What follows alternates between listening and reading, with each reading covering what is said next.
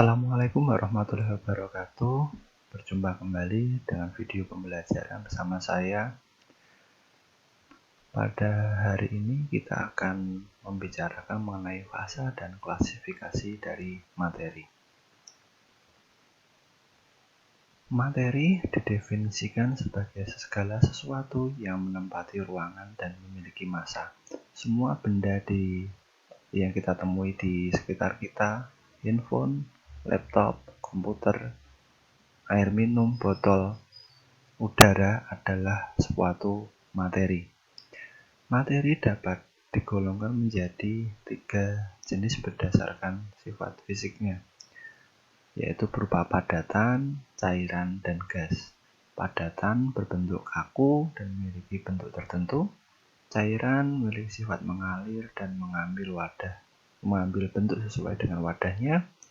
Dan gas mengambil bentuk dan volume dari wadahnya secara keseluruhan.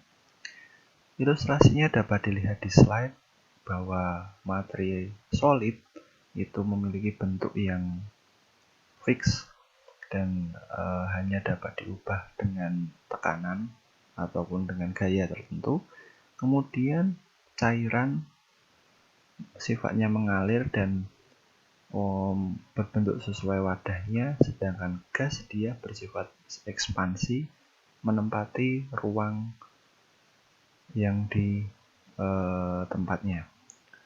Bedanya liquid ataupun cairan dengan gas, kalau cairan dia akan menempati pada bagian bawahnya saja, sedangkan gas dia akan terekspansi sesuai dengan wadahnya. Kemudian kita mengenal wujud materi keempat, yaitu adalah plasma. Plasma adalah materi, dia berupa gas yang mengandung sejumlah besar partikel bermuatan listrik. Bedanya plasma dan gas adalah kalau plasma dia adalah gas yang bermuatan listrik. Plasma memiliki sifat unik yang berbeda dari gas biasanya. Plasma di lingkungan sehari-hari dapat kita temukan di lingkungan bersuhu tinggi tertentu. Secara alami kita bisa amati bintang dan kilat tersusun atas plasma. Kemudian manusia dapat membuat plasma yang dapat kita temui dalam layar televisi kita maupun di dalam pengelasan menggunakan plasma. Kemudian kita akan membicarakan mengenai massa dan berat. Ternyata istilah massa dan berat ini memiliki perbedaan. Massa adalah ukuran jumlah materi dari suatu benda, sedangkan berat mengacu pada gaya yang diberikan gravitasi pada suatu benda. Sehingga massa sebuah benda di bumi dan di bulan tetaplah sama, tetapi beratnya yang berbeda. Ilustrasinya seperti ini. Teman-teman memiliki bobot katakanlah 60 kg di bumi. Namun ketika ditimbang di bulan, mungkin bobotnya tinggal 5 kg. Beratnya tinggal 5 kg, namun massanya adalah sama, yaitu sama-sama 50 kg di bumi dan 50 kg di bulan. Penggunaan istilah massa dan berat harus benar. Biasanya dalam menimbang kita menggunakan istilah berat.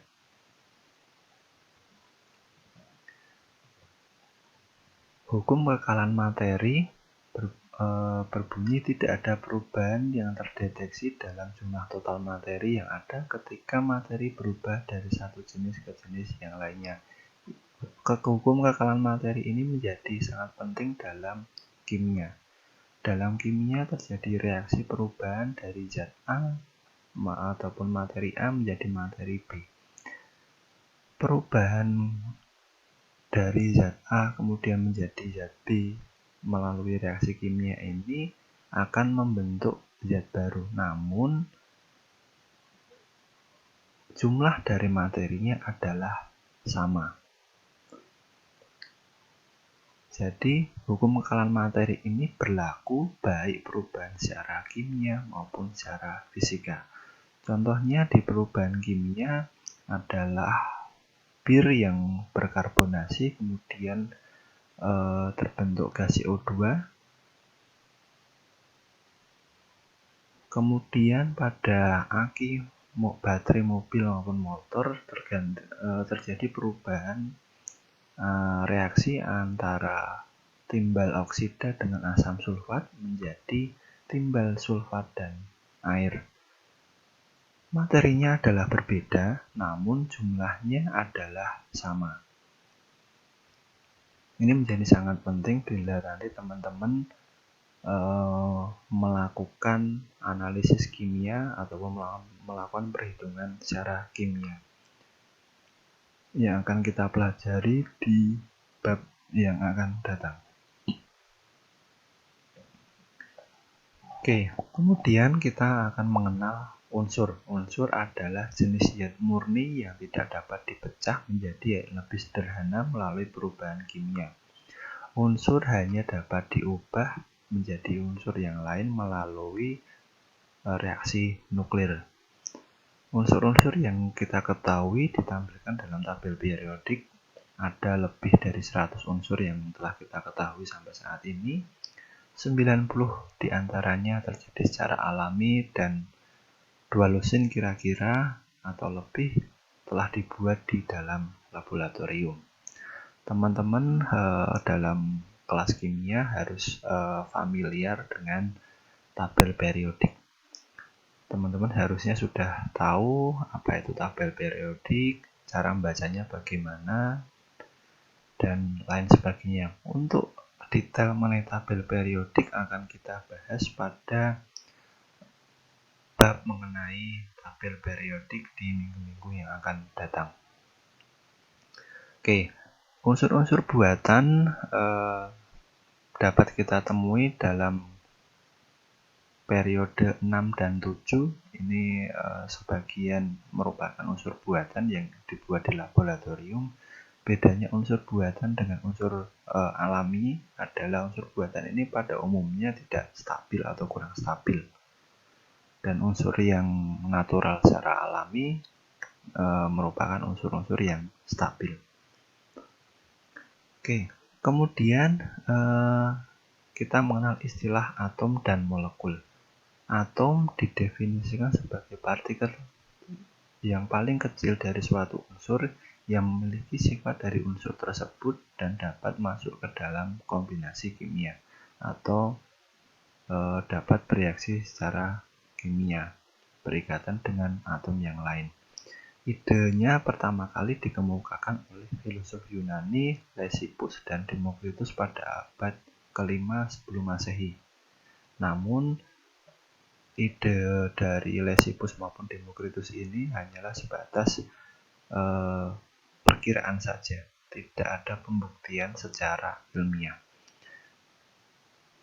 19 abad kemudian ataupun bukan 19 abad 24 abad kemudian baru ditemukan oleh John Dalton bahwa apa yang diungkapkan oleh Leucippus maupun Demokritus ini adalah benar sesuai dengan pengukuran kuantitatif yang tepat.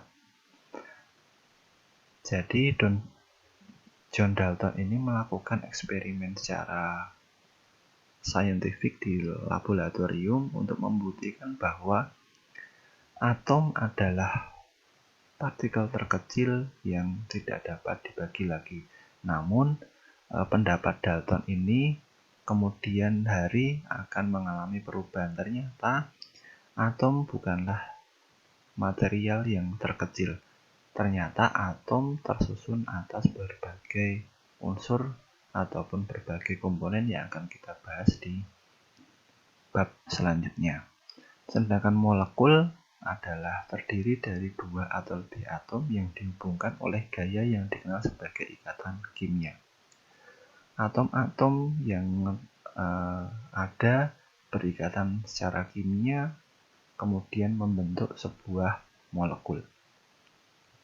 Jadi bedanya atom dan molekul adalah kalau atom adalah unsur tunggal sedangkan molekul adalah atom-atom yang berikatan secara kimia. Kemudian pada molekul hanya terdapat sedikit unsur sebagai atom individu. Sebagian besar unsur ada sebagian molekul di mana dua atau lebih atom dari unsur yang sama terikat secara bersama-sama. Contohnya adalah hidrogen, oksigen, fosfor maupun sulfur. Banyak molekul terdiri dari dua atau lebih atom dari unsur yang berbeda. Atom dari semua jenis molekul bergerak sebagai suatu kesatuan. Contohnya adalah air, karbon dioksida, dan glukosa ini tersusun atas atom-atom dari unsur yang berbeda. Air dari hidrogen dan oksigen, karbon dioksida dari karbon dan oksigen, dan glukosa dari karbon, hidrogen, dan oksigen. Kemudian dalam kimia kita kenal dengan zat, campuran, dan zat murni. Zat murni memiliki komposisi yang konstan. Contohnya adalah unsur-unsur adalah zat murni yang tidak dapat dipecah menjadi zat yang lebih sederhana melalui perubahan kimiawi. Hanya terdiri dari satu jenis elemen atau unsur. Contohnya adalah emas, fosfor, oksigen. Fosfor dan oksigen ini terdapat 4 buah atom fosfor dalam satu molekulnya, dan oksigen juga terdapat 2 buah unsur oksigen dalam satu molekulnya.